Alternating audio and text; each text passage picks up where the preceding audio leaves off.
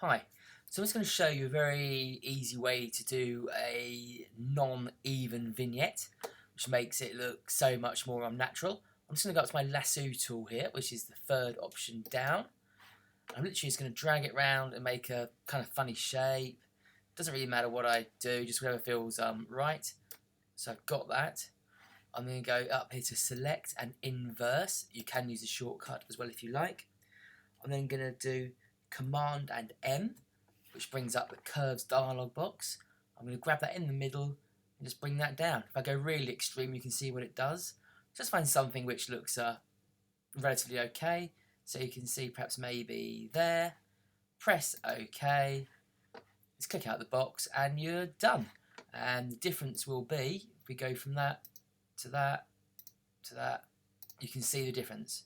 Very simple, very quick, can really help transform and focus your attention on the item in your picture.